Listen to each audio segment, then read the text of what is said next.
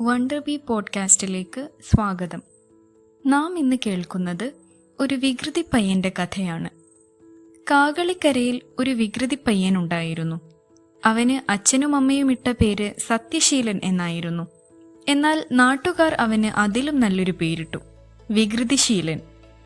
ഒരു ദിവസം വികൃതി പയ്യൻ തന്റെ വീടിനു മുന്നിൽ വികൃതി കാട്ടിക്കൊണ്ടിരിക്കുമ്പോൾ ഒരു പാൽക്കാരൻ അതുവഴി വന്നു. സൈക്കിളിലായിരുന്നു അയാൾ വന്നത്. പിറകിലത്തെ സീറ്റിൽ പാൽ നിറച്ച ഒരു വലിയ പാത്രവുമുണ്ടായിരുന്നു. പാൽക്കാരനെ കണ്ടപ്പോൾ വികൃതി പയ്യന് ഒരു വികൃതി തോന്നി. പാൽക്കാരനെ ഒന്ന് കറക്കണം. പാൽക്കാരൻ ചേട്ടാ, പാൽക്കാരൻ ചേട്ടാ, ചേട്ടൻ വിവരങ്ങളൊന്നും അറിഞ്ഞില്ലേ? തെക്കേപ്പറമ്പിൽ ഒരു കടിനായയുണ്ട്, കലിതുള്ളി നിൽക്കുന്നു. അവന്റെ മുമ്പിലെങ്ങാനും പെട്ടാൽ ചേട്ടന്റെ പാലും സൈക്കിളും പോയതു തന്നെ. അയ്യോ, ഇനി ഞാൻ എന്തു ചെയ്യും? എനിക്കാണെങ്കിൽ തെക്കേപ്പറമ്പിലെ അമ്പാഴത്തച്ഛന് 2 നാഴി പാല് കൊടുക്കാനുമുണ്ട്. പാൽക്കാരൻ ചേട്ടൻ കൈമലർത്തി. അതിനെന്താ, ചേട്ടൻ പാലത്രയും എനിക്ക് തന്നേക്കൂ, ഞാൻ കൊണ്ടു കൊടുത്തുകൊള്ളാം, വികൃതി പയ്യൻ സൂത്രത്തിൽ പറഞ്ഞു. ഉടൻ തന്നെ പാൽക്കാരൻ 2 നാഴി പാലളന്ന് ഒരു പാത്രത്തിൽ വികൃതി പയ്യന് നൽകി.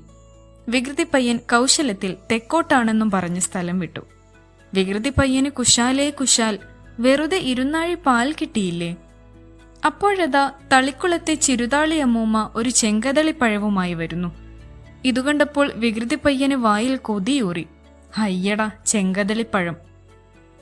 അമ്മുമ്മേ, അമ്മുമ്മേ, അമ്മുമ്മ എങ്ങോട്ടാ പോകുന്നത് ഈ ചെങ്കതളിപ്പഴവുമായി? ഞാനേ എന്റെ മരുമകന് ചെങ്കതളിപ്പഴവുമായി പോകുന്നു, അവന്റെ പിറന്നാളാ ഇന്ന്. അമ്മുമ്മ മോണ കാട്ടിച്ചിരിച്ചു. അയ്യയ്യോ അമ്മുമ്മേ, അമ്മുമ്മ എന്താണീ പറയുന്നത്? ആ വഴിയിലതാ ഒരു കാലൻ പോത്ത് കൊമ്പും കൂർപ്പിച്ച് കുത്തിത്തള്ളി ഇടാൻ നിൽക്കുന്നു. ഇപ്പോൾ അമ്മുമ്മ അങ്ങോട്ടു പോയാൽ കാലൻ പോത്ത് അമ്മുമ്മയെ വെറുതെ വിടില്ല, വികൃതി പയ്യൻ സൂത്രത്തിൽ പറഞ്ഞു. അയ്യോ, ഇനി ഞാൻ എന്തു ചെയ്യും? അമ്മുമ്മ കൈമലർത്തി. അതിനെന്താ, അമ്മുമ്മ ഈ ചെങ്കതളിപ്പഴം എനിക്കു തന്നേക്കൂ, ഞാൻ അത് അമ്മുമ്മയുടെ മരുമകന് കൊടുത്തോളാം, വികൃതി പയ്യൻ കൗശലത്തിൽ പറഞ്ഞു. ഉടൻ തന്നെ ചെങ്കതളിപ്പഴം അമ്മുമ്മ വികൃതി പയ്യന് നൽകി. വികൃതി പയ്യന് കുശാലേ കുശാൽ. അവൻ ചെങ്കതളിപ്പഴവും തട്ടി സൂത്രത്തിൽ മുങ്ങി.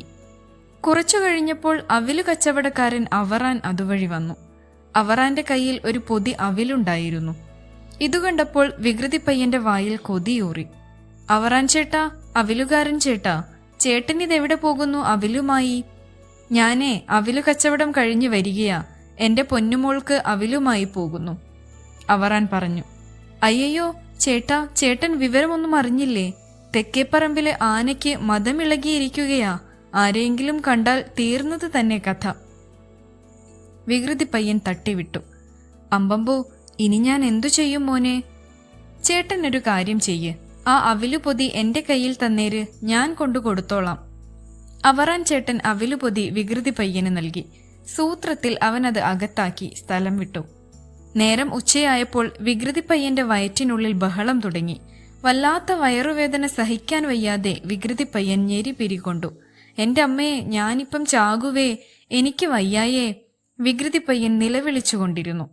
ഉടൻ തന്നെ വൈദ്യർ വന്ന് പരിശോധിച്ചു. ഒരസുഖവുമില്ല, കണ്ടമാനം കണ്ണിൽ കണ്ടതൊക്കെ വാരി വലിച്ചു തിന്നതിന്റെ ഫലമാണിത്, വൈദ്യർ പറഞ്ഞു. എന്തൊക്കെയാടാ വികൃതി നീ തിന്നത്? അമ്മ ചോദിച്ചു. വികൃതി പയ്യൻ ഉണ്ടായതൊക്കെ വിവരിച്ചു പറഞ്ഞു. ഇപ്പോൾ നിനക്ക് മനസ്സിലായില്ലേ മറ്റുള്ളവരെ പറ്റിച്ചാലുള്ള അവസ്ഥ? വൈദ്യർ ചോദിച്ചപ്പോൾ വികൃതി പയ്യൻ കുറ്റബോധം കൊണ്ട് തല താഴ്ത്തി.